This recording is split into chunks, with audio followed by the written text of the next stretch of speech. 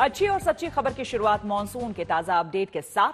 दक्षिण पश्चिम मानसून लगातार आगे बढ़ रहा है और इसी कड़ी में अब ये गुजरात और मध्य प्रदेश के कुछ और हिस्सों, दक्षिणी पूर्वी राजस्थान और उत्तर प्रदेश में दाखिल हो चुका है। मौसम विभाग का अनुमान है कि ये 28 और 29 जून तक दिल्ली, पंजाब और हरियाणा में एंट्री ले सकता है और 3 जुलाई तक इन राज्यों को पूरी तरह कवर करके आगे बढ़ जाएगा। यानी कि इस वीकेंड पर दिल्ली वासियों का मानसून का इंतजार खत्म हो सकता है।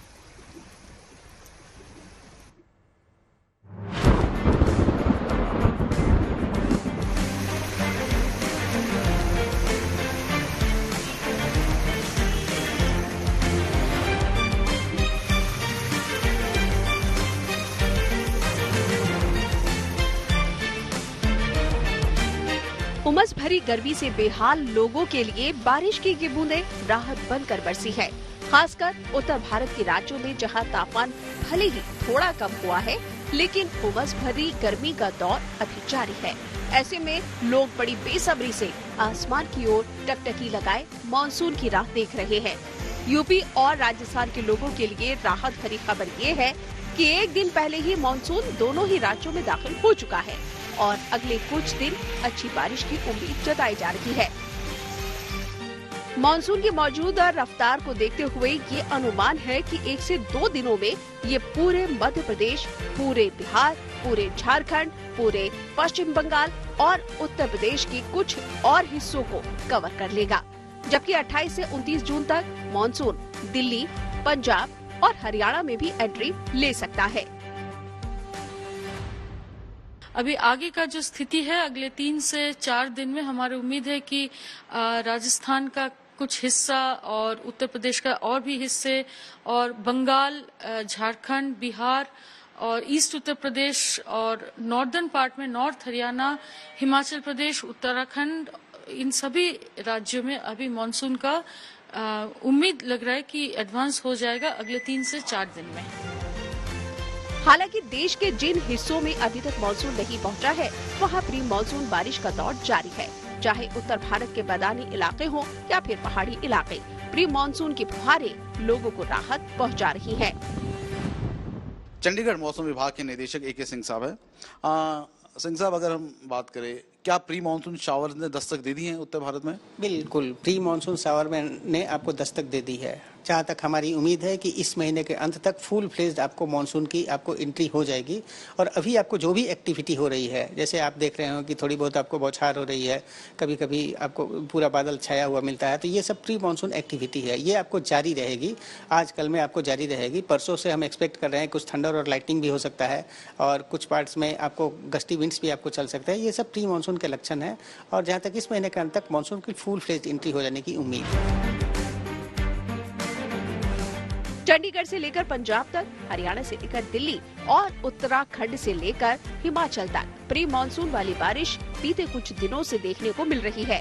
ये तस्वीरें देहरादून से आई है, जहां आज दोपहर आसमान में काले घने बादल छा गए और फिर झमाझम बारिश ने तापमान के तेवर को कम कर दिया। ऐसे में मौसम के खुशगवार होते ही लोग घरों से घूमने फिरने के लिए निकलने शुरू हो गए।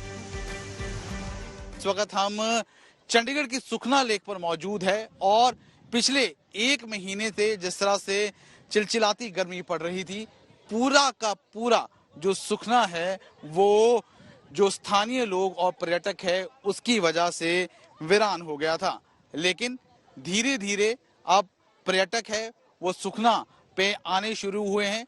जिस तरह से मौसम में बदलाव हुआ है, सुखना भी एक बार फिर से गुलजार होनी शुरू हुई है और प्री मॉनसून के बाद जल्द ही आने वाले 2 दिनों में जो मॉनसून है वो उत्तर भारत में पूरी तरह से दस्तक देगा, जिससे लोगों को गर्मी से राहत मिलेगी।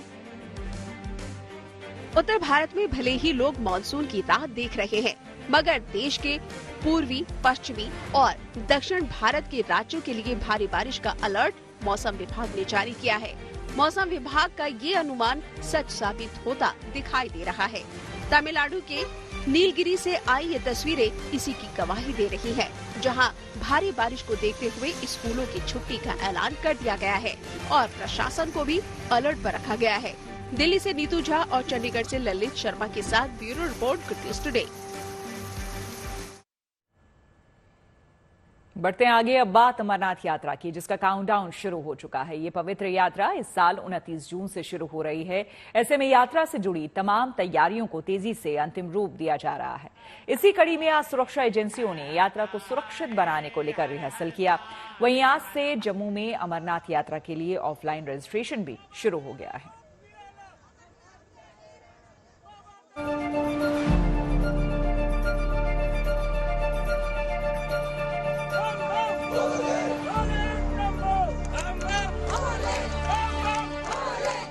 पवित्र अमरनाथ यात्रा की शुभ घड़ी जैसे ही नजदीक आई, यात्रा पर जाने वाले श्रद्धालुओं का जोश और उत्साह देखते ही बन रहा है। जम्मू रजिस्ट्रेशन सेंटर के बाहर लगी तीर्थ यात्रियों की ये भारी भीड़ इसी बात की गवाही दे रही है।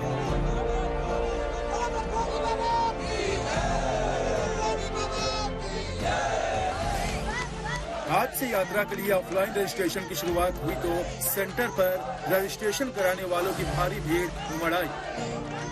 बाबा बर्फानी के दर्शनों की आस लिए ये लोग देश के अलग अलग राज्यों से यहाँ खींचे चले आए। क्या महिलाएं और क्या पुरुष, सभी की एक ही इच्छा है कि जल्द से जल्द उन्हें बाबा बर्फानी के दर्शन हो जाए। कितना भक्तों में जोश है, बड़ी तादाद में आप सुबह यहाँ पहुँच गए, क्या कहेंगे? जी, यहाँ सुबह हम 2 बजे से लगे हुए हैं लाइन में और पंजीयन की लाइन लगी हुई है।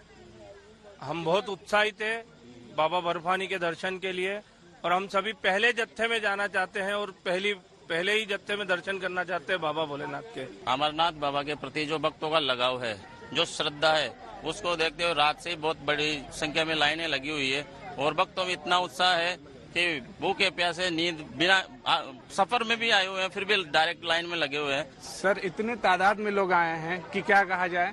लोगों ने डराने की कोशिश की लेकिन कोई नहीं डरा है। हर कोई यहाँ पे पहुँचा है और जो जाना चाह रहा है वो जा रहा है। बाबा बुला रहे हैं और पहुँच रहे हैं हम लोग वहाँ पे। 2:30 बजे से लाइन में लगे हुए हैं कि हम लोगों को आज ही पहले जत्थे में भेजा जाए और हम जाने के लिए तैयार है। वैसे तो हर साल ही इस यात्रा पर जाने के लिए बड़ी संख्या में श्रद्धालु देश भर से आते हैं और यात्रा भी बगैर किसी अड़चन के पूरी होती है। लेकिन इस साल यात्रा शुरू होने से ठीक पहले कुछ आतंकी घटनाएं हुई, जिसे देखते हुए सुरक्षा एजेंसियां अमरनाथ यात्रा को लेकर बहुत ज्यादा चौकन्नी है। यही वजह है कि यात्रा शुरू होने से पहले सुरक्षा तैयारियों को परखने के मकसद से आज एजेंसियों ने यात्रा रूट पर रिहर्सल किया ताकि तीर्थ यात्रियों को सफल और सुरक्षित यात्रा कराई जा सके। सुरक्षा के काफी व्यापक इंतजाम किए गए हैं। दरअसल ये जो सुरक्षा बल के वाहन हैं, ये इस वक्त ड्रिल कर रहे हैं अमरनाथ यात्रा के लिए। जितने भी श्रद्धालु जत्थे की शक्ल में 29 जून से जम्मू से रवाना होंगे, उन्हें बाज़ाब्ता कड़ी सुरक्षा के बीच जम्मू से रवाना किया जाएगा, जिसमें उनके जो रोड ओपनिंग पार्टीज के साथ साथ उनकी सुरक्षा के लिए फ्लैग कार्स और दूसरे वाहन और एम्बुलेंसेस हर अमरनाथ यात्रा या श्रद्धालुओं के उस काफिले के साथ चलते रहेंगे हाईवेज पे। जहां तक बेस कैंप के बाद जहां पर पैदल अमरनाथ यात्रा शुरू होती है पहलगाम के रास्ते से और बालटल के रास्ते से, वहां पर बेस कैंप्स की सुरक्षा सीआरपीएफ के पास और जम्मू कश्मीर पुलिस के पास, जबकि यात्रा के अलग अलग इलाकों और पड़ावों पर भारतीय सेना के साथ साथ आईटीबीपी, एसएसबी और दूसरे सुरक्षा बल के जवान, बीएसएफ के जवान भी तैनात किए गए हैं। रामबन और उधमपुर से आई तस्वीरों को देखकर यात्रा से जुड़ी सुरक्षा तैयारियों का अंदाजा लगाया जा सकता है। खुद पुलिस, सेना और अर्धसैनिक बल के आला अफसर ग्राउंड पर तैयारियों को जांच और परख रहे। कोशिश यही है कि 29 जून से शुरू होकर 19 अगस्त तक चलने वाली ये यात्रा सफलतापूर्वक संपन्न हो। मीडिया के माध्यम से, आप लोगों के चैनल के माध्यम से लोगों को आश्वस्त करना चाहता हूँ कि प्रोटेक्शन और सिक्योरिटी के कॉन्टेक्स्ट में, सुरक्षा के कॉन्टेक्स्ट में हम पूरी तरीके से मुस्तैद हैं। हमारा पूरा स्टाफ जो है स्टैटिकली डिप्लॉय हो गया है। हमने जो पूरा स्ट्रेच है, जो हमारा तकरीबन 70 किलोमीटर लंबा है, उसको 4 जोन में डिवाइड किया है, जो फर्दर 14 सेक्टर में डिवाइडेड है।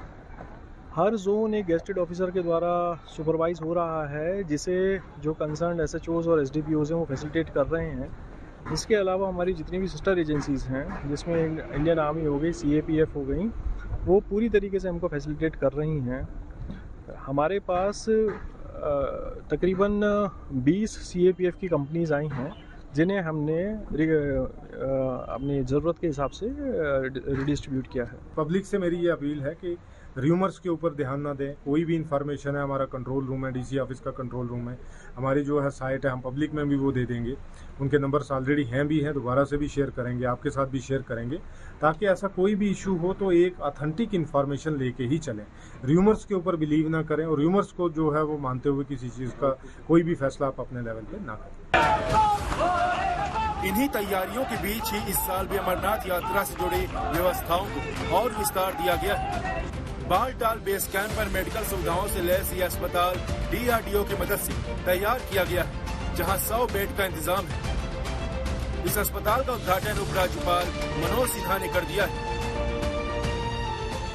श्राइन बोर्ड ने और जम्मू कश्मीर प्रशासन ने देश भर से आने वाले श्रद्धालुओं के लिए अच्छे इंतजाम किए हैं। पिछले 2 वर्षों में यात्रा सुविधाओं में काफी बढ़ोतरी हुई है। सुरक्षा एजेंसियों ने सुरक्षा की भी चाक चौबंद व्यवस्था की है। बाबा अमरनाथ की ये यात्रा आसान नहीं है, जिसे देखते हुए प्रशासन की तरफ से तीर्थ यात्रियों के लिए कुछ जरूरी दिशा निर्देश जैसे एज लिमिट, हेल्थ सर्टिफिकेट की वैलिडिटी, रजिस्ट्रेशन के लिए बैंक और जरूरी डॉक्यूमेंट की जानकारी यात्रा पर जाने से पहले जरूर हासिल कर लें, ताकि असुविधा का सामना न करना पड़े। बालटाल से अशरफ वानी और रामबन से रशीद रसूल के साथ bureau report, good news today. चलिए बढ़ते हैं आगे और अब बात एक ऐसी बीमारी की जो कि बेहद दुर्लभ मानी जाती है। उस बीमारी का नाम है फ्रेडरिक्स अटैक्सिया। इस जेनेटिक बीमारी की वजह से 25 साल से कम उम्र के लोगों के नर्वस सिस्टम में परेशानी आती है। जिंदगी भर के लिए बेड रिडन तक कर देने वाले FRDA के असर को कम करने के लिए दवा तो खोज ली गई है, लेकिन पेटेंट होने की वजह से वो आसानी से भारत में उपलब्ध नहीं है। बाहर से मंगवाने और 1 महीने की खुराक के लिए इस पर लाखों रुपए खर्च करने पड़ते हैं। हालांकि अब दिल्ली एम्स ने इस दवा को भारत में सुलभ बनाने के लिए प्रयास तेज कर दिया है।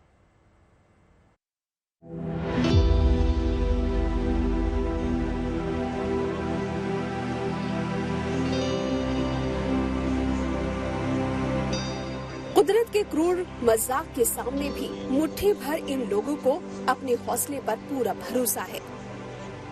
चलने फिरने या साफ बोल पाने में असमर्थ इन युवाओं का दिमाग पूरी तरह स्वस्थ है।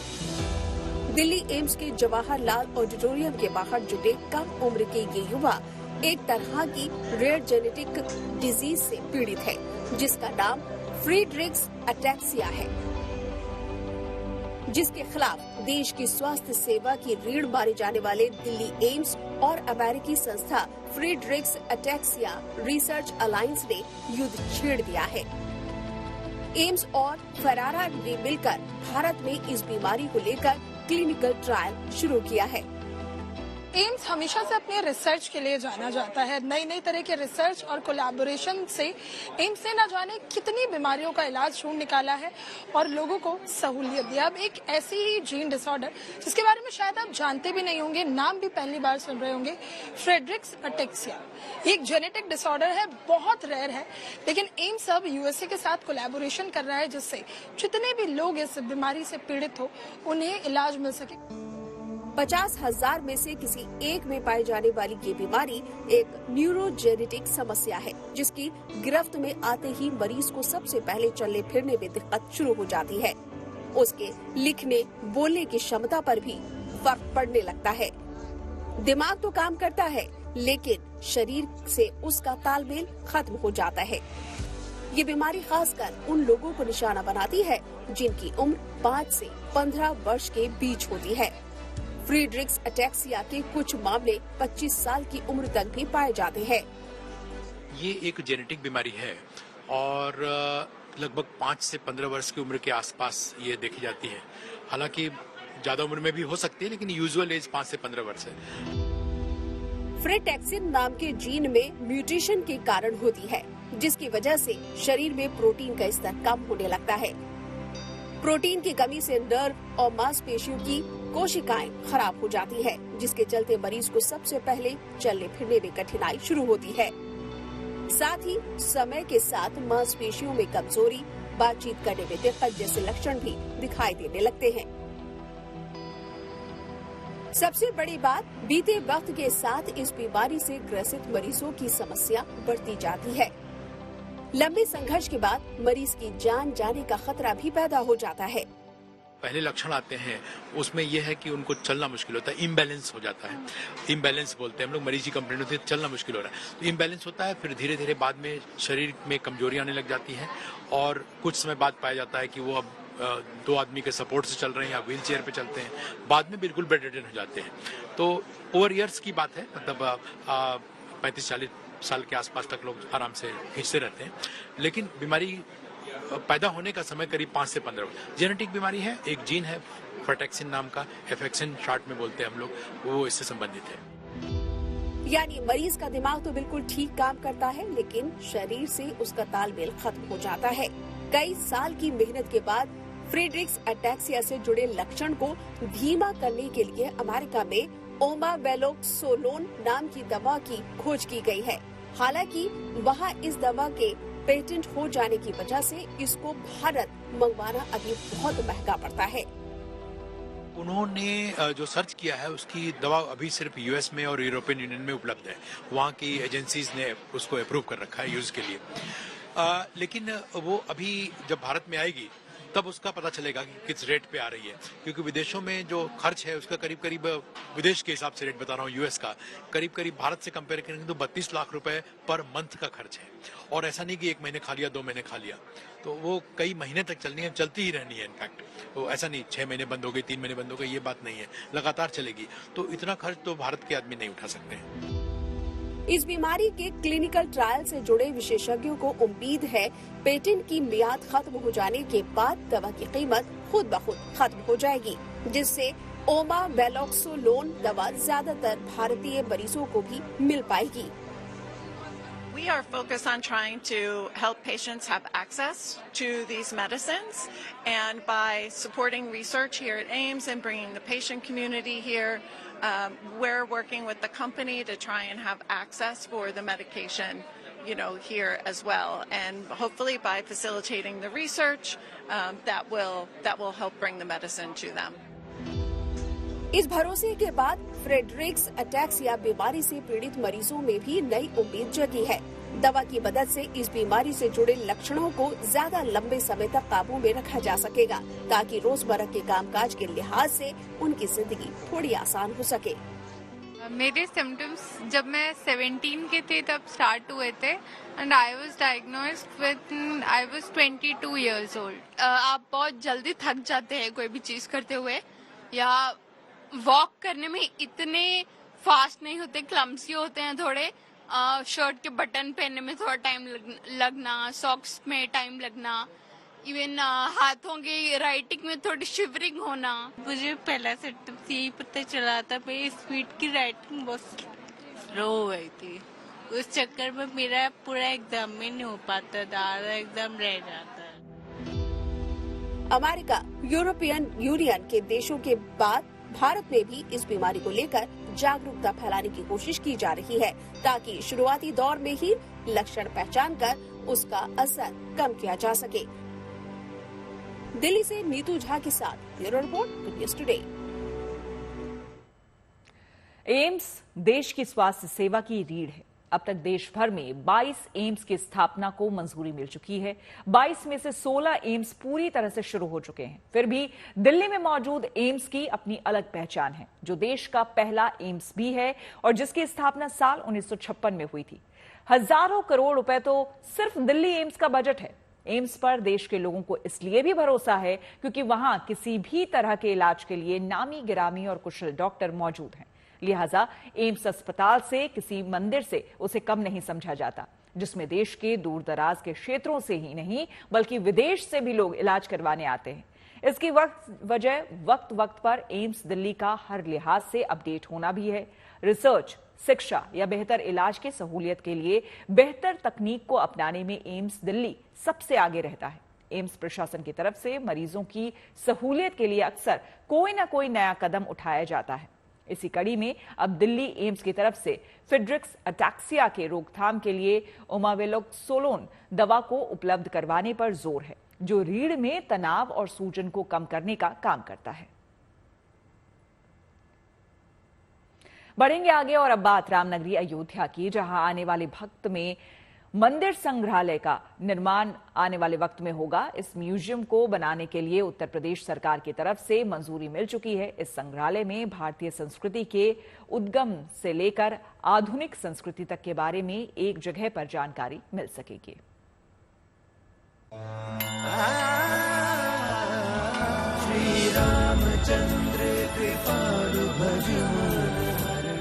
प्रभु श्री राम की नगरी अयोध्या, जहां भव्य मंदिर में रामलला के दर्शन के लिए हर दिन श्रद्धालुओं का तांता लगा रहता है।